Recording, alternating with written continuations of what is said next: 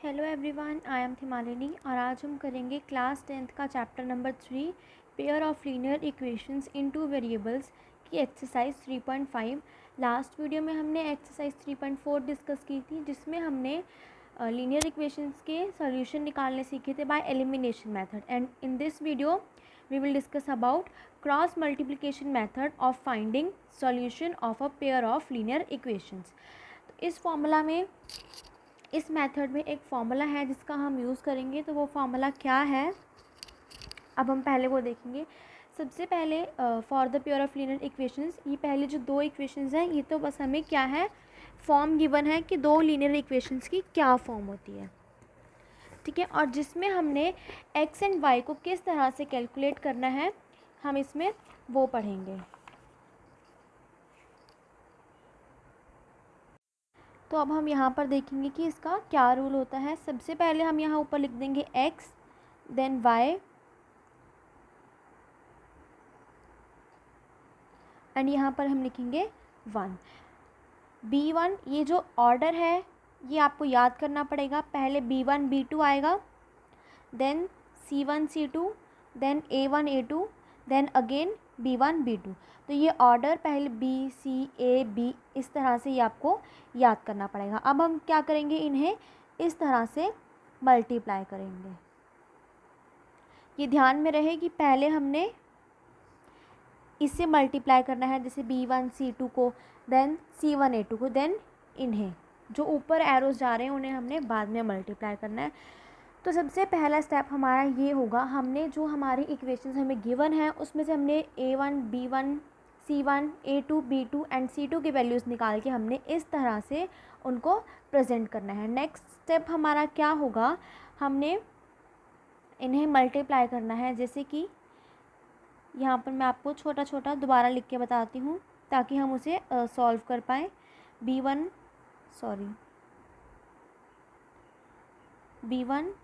b2, then c1 c2, then a1 a2 and then b1 and b2। हमने क्या करना है, इन्हें इस तरह से मल्टीप्लाई, देन इस तरह से भी मल्टीप्लाई करना है।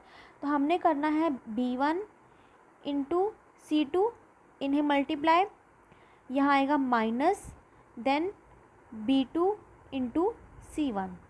पहले इन्हें मल्टीप्लाई करेंगे, माइनस लगाएंगे, देन इन्हें मल्टीप्लाई करेंगे। तो ये हम सारा किस तरह से लिखेंगे, ये हम लिखेंगे x अपॉन करके इतना, देन हम लिखेंगे y अपॉन करके c1 into a2 multiply by c1 into a2 minus c2 into a1। Next हम लिखेंगे इज इक्वल टू 1 अपॉन करके a1 into b2 minus a2 into b1। तो जब हम ऐसे कर लेंगे तो हमारे पास इसी तरह से यहाँ पर ब्रैकेट्स आ जाएंगे। देन हमने क्या करना है, लास्ट में एक बार हमने ये x वाले को 1 बाय के जो भी यहाँ पर आएगा उसके इक्वल इक्वेट करना है, एक बार हमने y वाले टर्म्स को 1 से इक्वेट करना है, तो हमारे पास x एंड y की वैल्यूज़ आ जाएंगी। तो अब हम फर्स्ट क्वेश्चन करते हैं, यहाँ से सारा कुछ क्लियर हो जाएगा। तो which of the following pairs of linear equations has unique solution, no solution or infinitely many solution? In case there is a unique solution, find it by using cross multiplication method. तो सबसे पहले हमें जो दो linear equations given हैं, हमने उनका क्या देखना है कि वेदर जो उनके यूनिक सॉल्यूशन होगा, नो सॉल्यूशन होगा, या फिर इनफाइनाइट मैनी सॉल्यूशन होगा। तो जैसे कि हमने चैप्टर 3 में एक टेबल पढ़ा था, इसमें हम उसका यूज़ करेंगे। एंड देन अगर उनमें से किसी भी इक्वेशन का यूनिक सॉल्यूशन निकलता है, देन हमने उसके सॉल्यूशंस फाइंड आउट करने हैं बाय क्रॉस मल्टीप्लिकेशन मेथड। तो सबसे पहले मैं आपको एक बार वो रिकॉल करवा दूँ, हम कैसे फाइंड आउट करते हैं। हम वो a1 अपॉन a2 अगर not equal to b1 upon b2 हो, देन उसके कितने सॉल्यूशन होते हैं, ओनली 1 सॉल्यूशन। ये कौन सी लाइंस होती हैं, इंटरसेक्टिंग लाइंस, एंड इनके कितने सॉल्यूशन होते हैं, 1 सॉल्यूशन। अगर a1 upon a2 is equal to b1 upon b2 आए and is equal to c1 upon c2 भी हो, देन इसके कितने सॉल्यूशन होते हैं, इनफाइनाइटली मैनी सॉल्यूशन। ये कौन सी लाइंस होती हैं? कोइंसिडेंट लाइंस, जो एक लाइन के ऊपर दूसरी लाइन हो, इस तरह से। और अगर हमारे पास जो थर्ड सिचुएशन है A1/A2 is equal to B1/B2 हो but is not equal to C1/C2 हो, देन ये कैसी लाइंस होंगी? Parallel lines. और इनके कितने सॉल्यूशन होंगे? No solution. तो हमें क्या चाहिए? Unique solution. ठीक है, तो यूनिक सॉल्यूशन के लिए अगर हमारे पास इस फॉर्म में आएगा तो हमारा यूनिक सॉल्यूशन होगा। यूनिक सॉल्यूशन या फिर वन सॉल्यूशन, हम कुछ भी बोल सकते हैं। तो अगर हमारी इक्वेशंस इस फॉर्म में बनेंगी तभी हमने उनके आगे निकालने हैं solution bye cross multiplication method. तो हम फर्स्ट देखते हैं। फर्स्ट क्वेश्चन में इक्वेशंस हैं हमारी x -3y - 3 is equal to 0 and 3x - 9y - 2 is equal to 0। तो A1/A2, B1/B2 और C1/C2, इस तरह से पहले हमने इनकी वैल्यूज़ लिखनी है। तो इसमें क्या आ रहा है? A1/A2 is equal to B1/B2 but is not equal to C1/C2। तो ये कौन सा केस है? थर्ड केस, जिसमें क्या होती हैं? Parallel lines. तो पैरेलल लाइंस के कितने सॉल्यूशंस होते हैं? No solution. It means since the given set of lines are parallel to each other, they will not intersect each other and therefore there is no solution for these equations। अब इन equations का कोई solution नहीं होगा। It means कि हमने आगे इसको solve नहीं करना। अगर यहाँ पर इसका यूनिक सॉल्यूशन आ जाता देन हम इसको bye cross multiplication method solve करते। नेक्स्ट हम चलते हैं सेकेंड पार्ट पे इसी क्वेश्चन के। 2x + y is equal to 5, then 3x + 2y is equal to 8। ये दो इक्वेशंस हुई। सेम हम करेंगे इसमें। तो ये आपको हमने थर्ड चैप्टर में हमें कर चुके हैं। तो ये वाला स्टेप जो है ये आप खुद से ट्राई करेंगे। ठीक है, तो मैं आपको फाइनल्स का कंक्लूजन बताती हूँ। इसमें आएगा A1/A2 is not equal to B1/B2। तो ये कौन सा केस होता है? फर्स्ट केस, जिसमें किस तरह की लाइंस बनती हैं? Intersecting lines. And we know that intersecting lines के कितने सॉल्यूशन होते हैं? ओनली वन, या फिर हम उसे क्या बोलते हैं? यूनिक सॉल्यूशन भी बोलते हैं। ठीक है, अब यहाँ पर क्या है? यूनिक सॉल्यूशंस है। इट मीन्स कि हमें इसके आगे सॉल्यूशन निकालने होंगे, एक्स एंड वाई की वैल्यूज़ निकालनी होंगी बाय क्रॉस मल्टीप्लिकेशन मेथड। तो अब हम स्टार्ट करते हैं। x/B1 × C2 - C1/B2, जैसे कि मैंने आपको बताया था, is equal to y/C1 × A2 - C2 × A1 is equal to, ये तीनों हैं इक्वल टू में, कहीं भी प्लस माइनस नहीं हो रहा बीच में। ये तीनों क्या है? इक्वल है, क्योंकि बाद में हमें इन तीनों को क्या करना है? अलग अलग इक्वेट करना है, इसलिए हमने यहाँ पर इनको इक्वल रखा है। और थर्ड हमने लिखना है A1 × B2 - A2 × B1। तब हम वैल्यूज़ पुट करेंगे x/ में इस तरह से। B1 की वैल्यू है यहाँ पर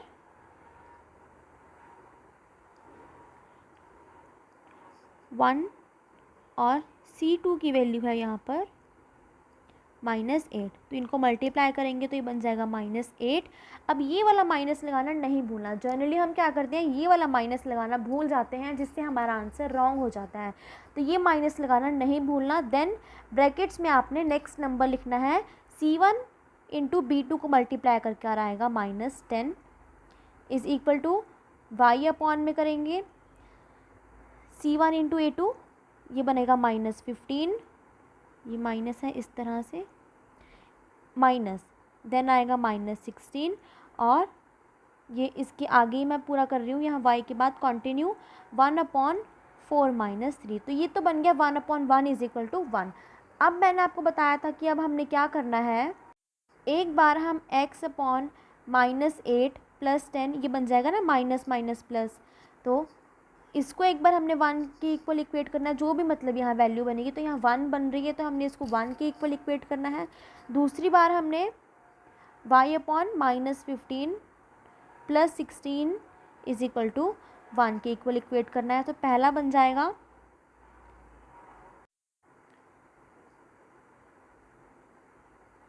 x/2 इज़ इक्वल टू 1 और एक बन जाएगा यहाँ है y/2 1 इज़ इक्वल टू 1। तो अब ये 2 इधर जाके मल्टीप्लाई होगा, यहाँ से हमारे पास x की वैल्यू आ जाती है 2 और y की वैल्यू आ जाती है 1। तो x एंड y की हमारे पास ये वैल्यूज़ आ गई।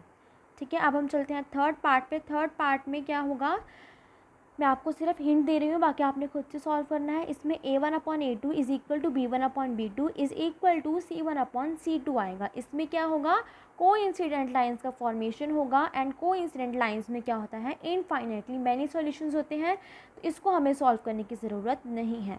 अब हम चलते हैं फोर्थ पार्ट में। फोर्थ पार्ट में क्या है, ये a1/a2 is not equal to b1/b2 आएगा, यानी कि ये इंटरसेक्टिंग लाइंस होंगी, और इंटरसेक्टिंग लाइंस के हमें पता है कितने सॉल्यूशन होते हैं, 1 सॉल्यूशन या फिर यूनिक सॉल्यूशन।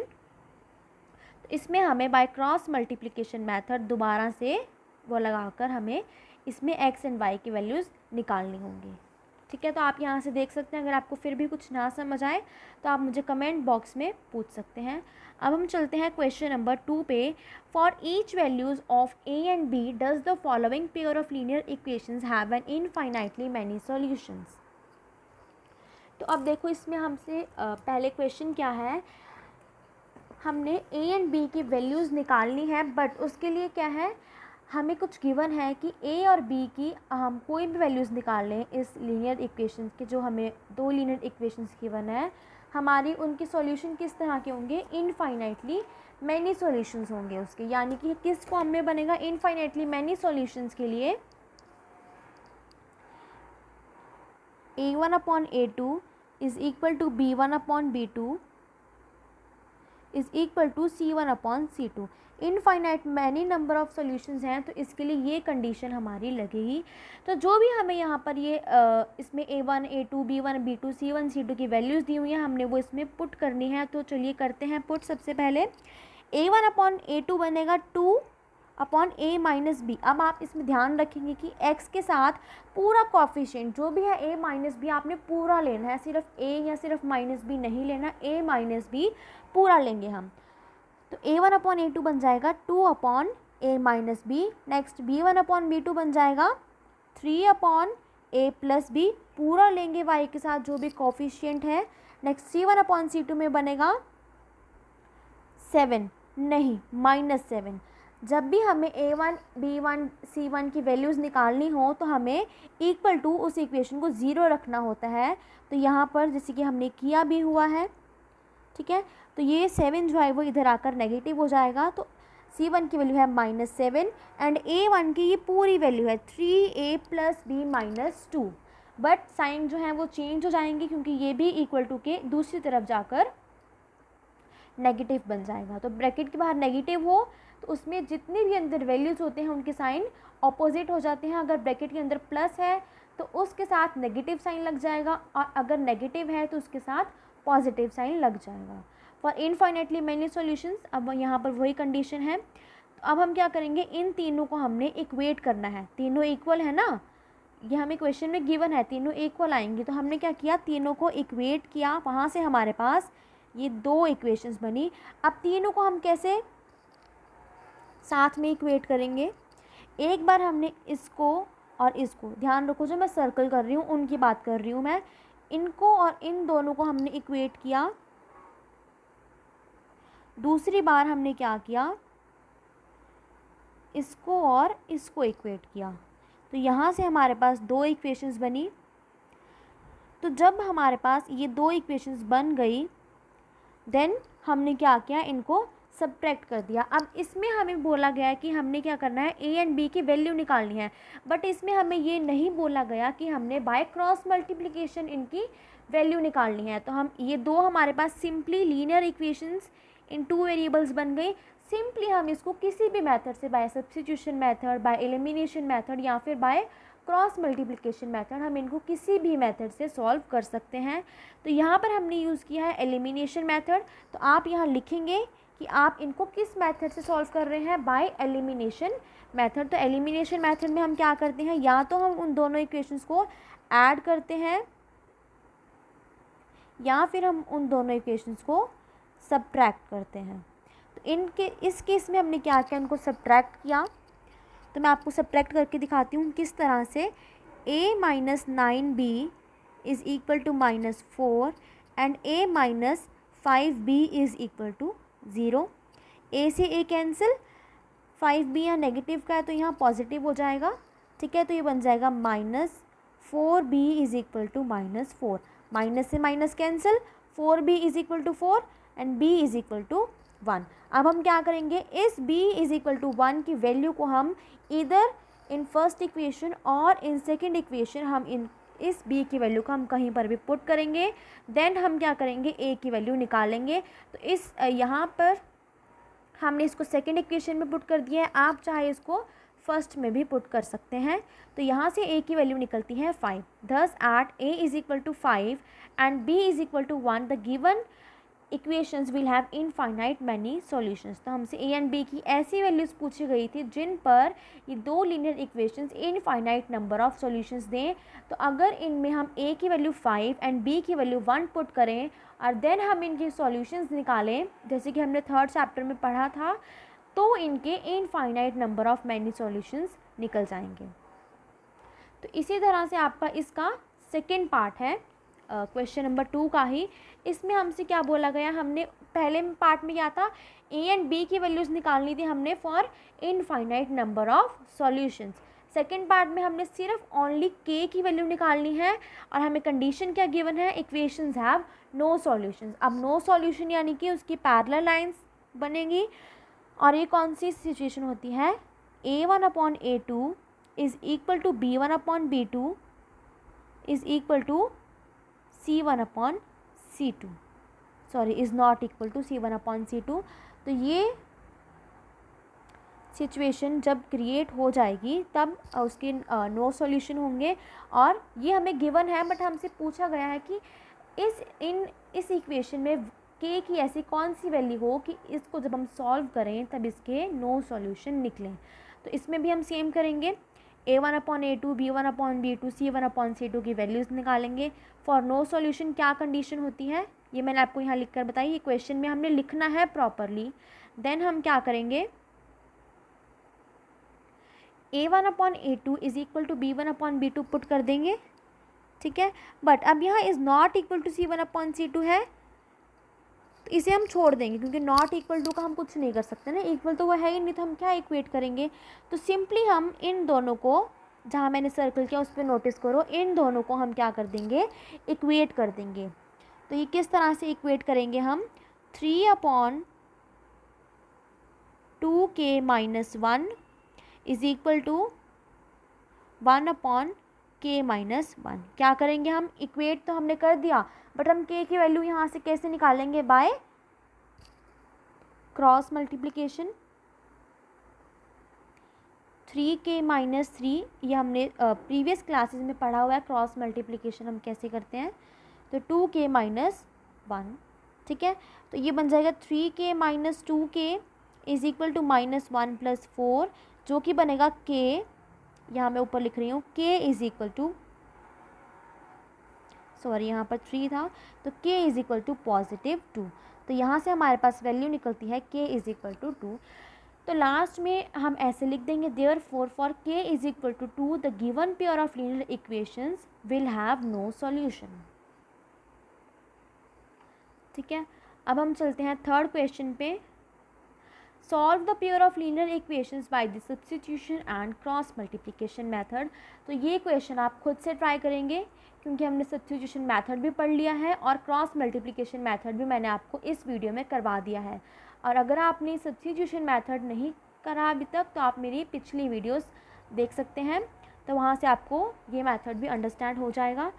तो अब हम चलते हैं फोर्थ क्वेश्चन पे। ये क्वेश्चन आप खुद से ट्राई करेंगे, अगर आपको फिर भी डाउट आता है देन आप मुझे कमेंट बॉक्स में मैसेज करके पूछ सकते हैं। नेक्स्ट आते हैं हमारे स्टेटमेंट वाले क्वेश्चंस, यानी कि हमने इसमें इक्वेशंस भी खुद बनानी है और सॉल्व तो खुद करना ही है। तो इन क्वेश्चंस में मैं क्या करूँगी, आपको मैं सिर्फ इक्वेशंस बना के दूँगी, आप सॉल्व उसे खुद से ट्राई करेंगे, ठीक है। तो form the pair of linear equations in the following problem and find their solutions if they exist by an algebraic method. अब यहाँ पर क्या बोला उसने, बाय एनी एल्जेब्रिकल मेथड, यानी कि ज़रूरी नहीं है कि हमने क्रॉस मल्टीप्लिकेशन मेथड ही यूज़ करना है। अगर हमें क्वेश्चन में गिवन हो कि हमने बाय पर्टिकुलर दिस मेथड ही उस इक्वेशन को सॉल्व करना है, देन हमने वही मेथड यूज़ करना है जो हमें गिवन है। बट अगर हमने बोला गया है कि बाय एनी एल्जेब्रिकल मेथड, तो हम वो वाला मेथड यूज़ करते हैं जो हमें सबसे ईजी लगे या जो हमें सबसे ज़्यादा अच्छे से आता हो। तो वो आप खुद देखेंगे कि आपको सबसे ज़्यादा इजी मेथड कौन सा लगता है, कौन सा आपको सबसे ज़्यादा अच्छे से आता है। वैसे in my point of view elimination method सबसे इजी होता है, क्योंकि उसमें हम क्या करते हैं, एलिमिनेट कर देते हैं, यानी कि एक्स या वाई को एक को हम एलिमिनेट यानी कि ख़त्म कर देते हैं, तो हमारी इक्वेशन क्या है, थोड़ी सी सिंपल बन जाती है। तो बाकी आप खुद से देखेंगे जो आपको मेथड ईजी लगता है आपने एग्ज़ाम में वही करना है, अगर क्वेश्चन में गिवन नहीं है कोई पर्टिकुलर मेथड। अदरवाइज़ अगर गिवन है तो फिर आप उसी से करेंगे, नहीं तो आपको उसके मार्क्स नहीं मिलेंगे। तो अब हम चलते हैं क्वेश्चन नंबर 4 के फर्स्ट पार्ट पे। A part of monthly hostel charges is fixed and the remaining depends upon on the number of days one has taken food in the mess. When a student A takes food for 20 days, she has to pay ₹1000 as hostel charges, whereas a student B who takes food for 26 days pays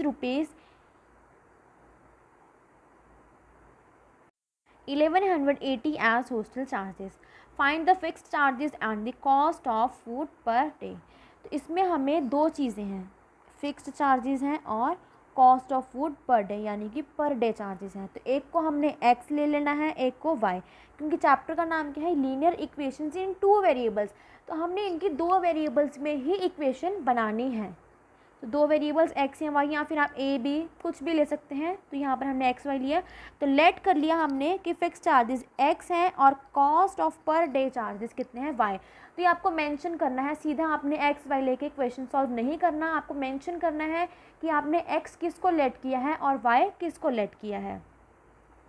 तो according to the question, सबसे पहले student ए की अगर हम बात करें, वो 20 days के लिए खाना खाता है मेस में और उसको कितने पैसे पे करने पड़ते हैं एज हॉस्टल चार्जेस ₹1000। तो फिक्स्ड चार्जेस तो लगेंगे ही लगेंगे ना, एक्स, ठीक है, प्लस एक्स्ट्रा वो कितने हैं, चार्जेस पर डे कितने हैं, 20 वाई, बिकॉज 20 डेज़ है यहाँ पर हमें गिवन। तो 20 y is equal to 1000।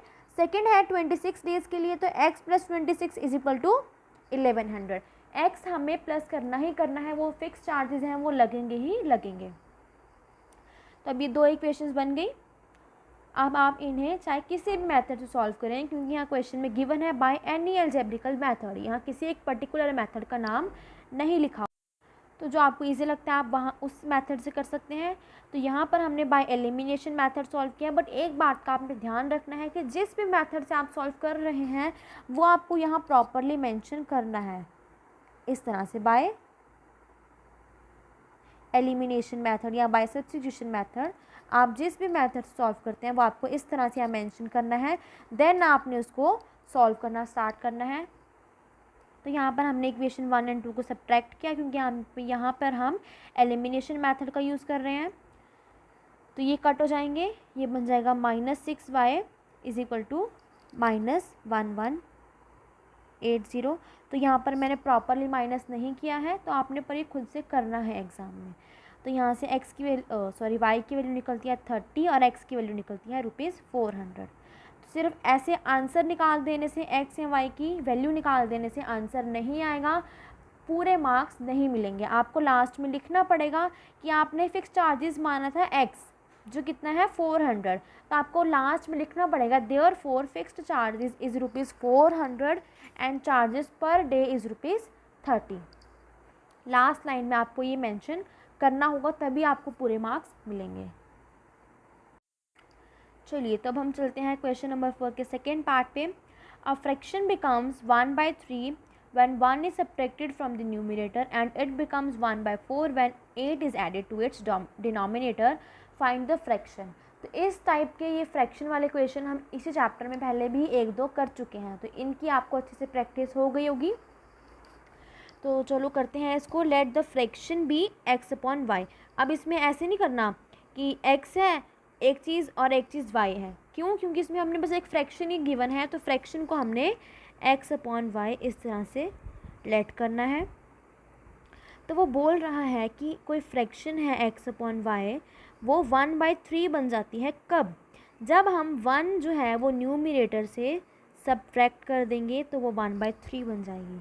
Second line में क्या बोला है उसने कि एक फ्रैक्शन है x बाय वाई इस तरह से, वो 1/4 बन जाएगी। कब? जब हम एक डिनोमिनेटर में ऐड कर देंगे।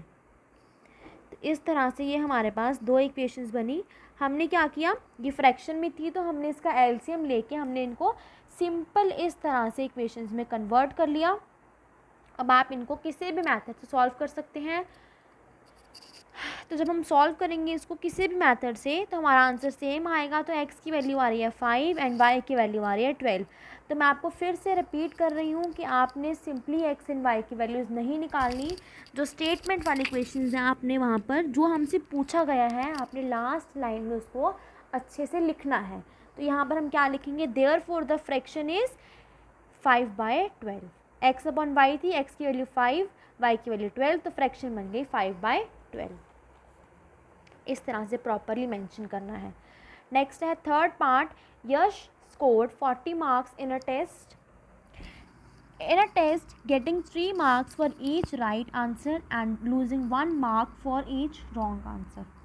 ठीक है, had 4 marks been awarded for each correct answer and 2 marks been deducted for each incorrect answer, then Yash would have scored 50 marks।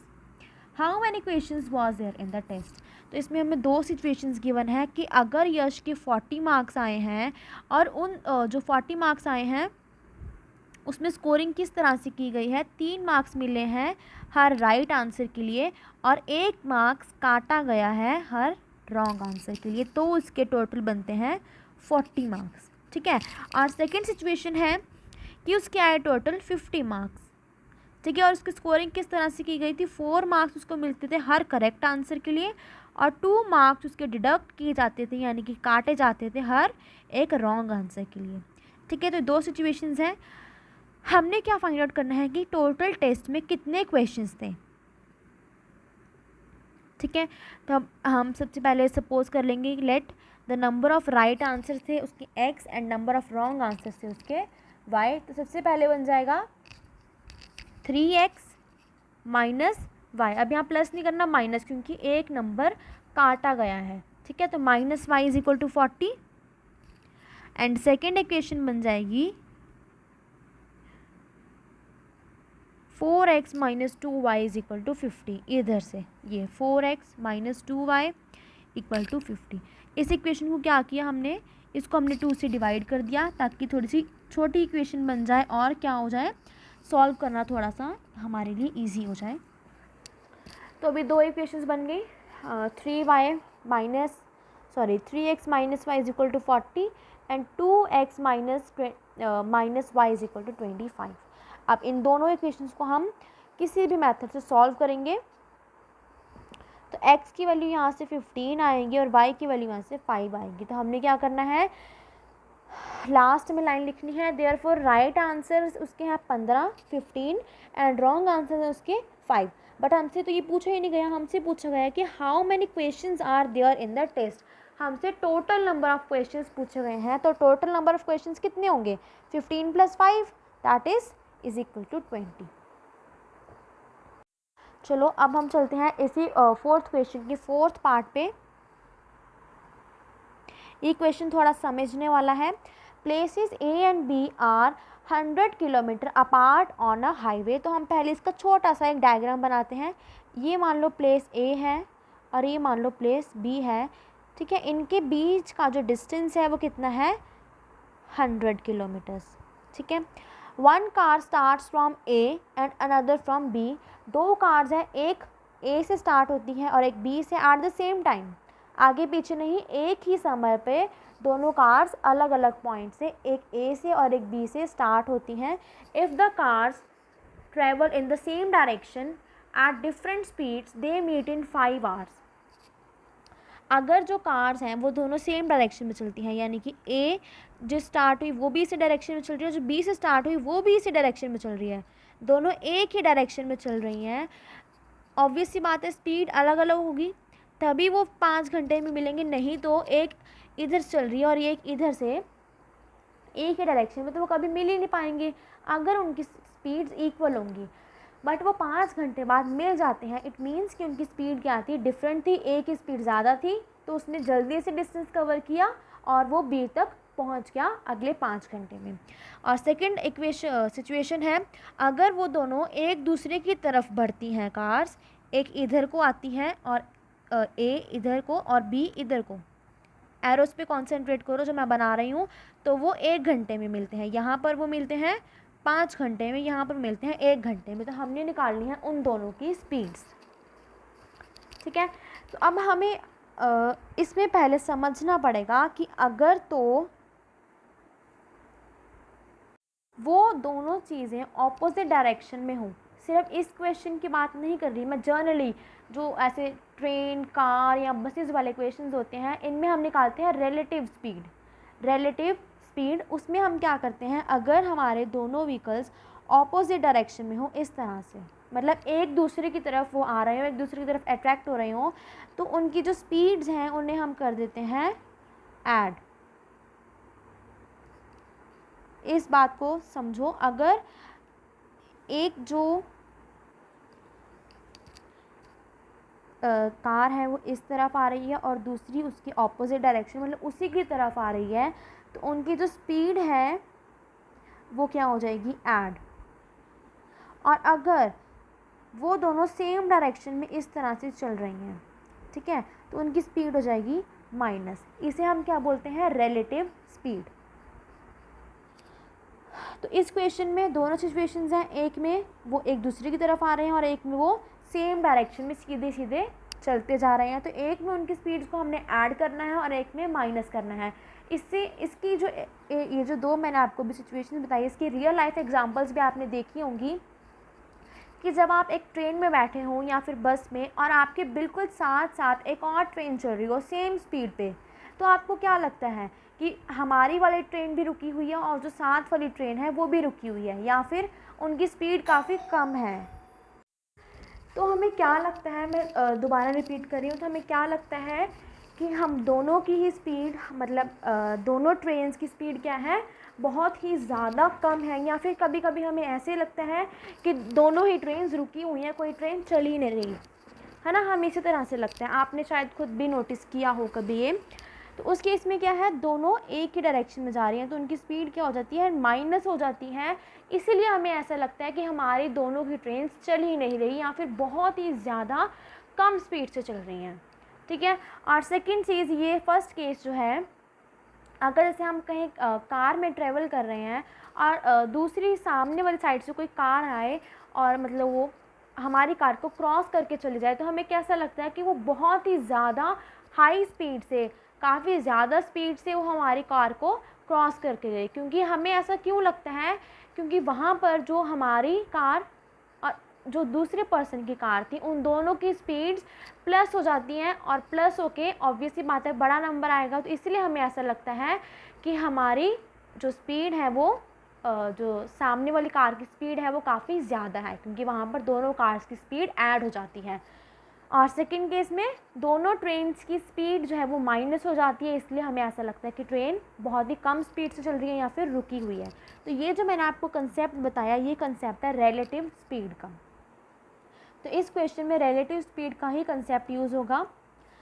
तो जब वो दोनों कार्स एक ही डायरेक्शन में मूव करती हैं तो उन्हें 5 घंटे लगते हैं फॉर 100 किलोमीटर, और जब वो ऑपोजिट मतलब कि एक दूसरे की तरफ जब वो मूव करती हैं तो उन्हें लगता है 1 घंटा। तो हमने सबसे पहले लेट कर लिया कि कार ए जो है वो x किलोमीटर पर आवर की स्पीड से चल रही है और कार बी y किलोमीटर पर आवर की स्पीड से चल रही है। तो car travels in same direction, यानी कि फर्स्ट वाला केस 5x प्लस माइनस, पहले केस में क्या होगा, इसमें माइनस होगा। तो 5x minus 5y is equal to 100 क्यों किया, क्योंकि टोटल कितना है 100 किलोमीटर। तो यहाँ से हमने इस पूरी इक्वेशन को 5 से डिवाइड कर दिया, तो x minus y is equal to आ गया 20। अब सेकेंड केस है हमारा ये वाला, जब दोनों की स्पीड्स क्या हो जाएंगी, ऐड हो जाएंगी, क्योंकि वो क्या है एक दूसरे की तरफ आ रही हैं। तो x plus y is equal to 100। x हमने यहाँ पर हमने 5 लिया था क्योंकि उनको लगते थे 5 घंटे, यहाँ पर लगता है उनको 1 घंटा, तो x plus y is equal to 100। तो ये बनी हमारे पास दो equations, x plus y is equal to 100 and x minus y is equal to 20। तो बाय एलिमिनेशन मेथड या किसी भी मेथड से आप इनको सॉल्व करेंगे तो x की वैल्यू आ जाएगी 60 किलोमीटर पर आवर एंड y की वैल्यू आ जाएगी 40 किलोमीटर पर आवर। तो लास्ट में हमें आंसर किस तरह से देना है, therefore speed of car from point A is equal to 60 kilometre पर hour and speed of car from point B is equal to 40 kilometre पर आवर। ये तो हमें स्टार्टिंग में ही क्लियर हो गया था कि जो कार पॉइंट A से चली है उसकी स्पीड ऑब्वियसली ज़्यादा होगी और जब कार पॉइंट B से चली है उसकी स्पीड कम होगी, क्योंकि जब वो सेम डायरेक्शन में जा रही हैं तो फिर भी वो एक पॉइंट पे उनके बीच में 100 किलोमीटर का डिफरेंस है, फिर भी वो एक पॉइंट पे जाके 5 घंटे के बाद मिल जाती है। इसका मतलब कि कार एक काफ़ी ज़्यादा स्पीड से चल रही है और वो कार तभी जो कार पॉइंट बी से चली थी वो एक पॉइंट पे जाकर उसको मिल रही है। ठीक है, तो अब हम करते हैं इसका लास्ट पार्ट, 5th पार्ट है इस एक्सरसाइज का 3.5। The area of a rectangle gets reduced by 9 square units if its length is reduced by 5 units and breadth is increased by 3 units. If we increase, ये थी हमारी first situation. Second situation है if we increase the length by 3 units and breadth by 2 units, then the area be increased 67 square units. Find the dimensions of the rectangle. तो area of rectangle का formula होता है length into breadth. तो length को हमने x late कर लिया और ब्रेड्थ को हमने y लेट कर लिया। तो x इंटू वाई क्या बन जाएगा, उसका एरिया। ठीक है, तो वो बोल रहा है कि उसका एरिया था XY, मतलब जब उसकी साइड्स x और y थी रेक्टेंगल की तब उसका एरिया था XY। तो अगर हम फर्स्ट सिचुएशन की अगर हम उसका जो लेंथ है उसको अगर हम 5 यूनिट्स कम कर दें यानी कि x माइनस 5 कर दें इनटू और ब्रेड्थ को हम 3 प्लस कर दें, y प्लस 3 कर दें, तो उनका जो एरिया है वो 9 यूनिट्स रिड्यूस हो जाते हैं, यानी कि x माइनस 9 जो हमारा पहले वाला एरिया था उसमें से 9 माइनस कर देंगे। तो इक्वेशन बन गई। अब इस ब्रैकेट्स को सॉल्व करके फाइनल हमारे पास ये इक्वेशन बनी। और सेकंड चीज़ में अगर हम सेकंड सिचुएशन में अगर हम लेंथ को 3 गुना बढ़ा दें और ब्रेड्थ को 2 गुना बढ़ा दें, देन ये बीच में मल्टीप्लाई हो रहा है, देन एरिया जो है वो 67 टाइम्स इंक्रीज़ हो जाता है। तो सेकेंड सिचुएशन बनी हमारी ये। अब इनको हम किसी भी मेथड से सॉल्व कर सकते हैं, जैसे यहाँ क्रॉस मल्टीप्लिकेशन मेथड से किया है, बट आप इनको किसी भी मेथड से जब सॉल्व करेंगे तो x की वैल्यू 17 और y की वैल्यू 9 आ जाएगी। तो लास्ट में मैं फिर से रिपीट कर रही हूँ कि लास्ट में हमें लिखना है hence the length of rectangle is 17 units and breadth of rectangle is 9 units. तो यहाँ पर हमारी एक्सरसाइज 3.5 ख़त्म होती है। नेक्स्ट वीडियो में हम एक्सरसाइज 3.6 डिस्कस करेंगे, जिसमें हमने क्या करना है, equations reducible to a pair of linear equations in 2 variable. उसमें हमें इक्वेशंस तो गिवन होंगी बट हमने क्या करना है उनको, मतलब जैसे हमें वो इक्वेशंस फ्रैक्शन में गिवन है तो हमने उनको पहले अपनी नॉर्मल सिंपल इक्वेशंस में रिड्यूस करना है, देन हमने उनके आगे सॉल्यूशंस फाइंड आउट करने हैं। तो नेक्स्ट वीडियो में हम वो करेंगे। आज के लिए इतना ही, मिलते हैं नेक्स्ट वीडियो में। अगर आपको कोई डाउट हो तो आप कमेंट बॉक्स में पूछ सकते हैं। Thank you.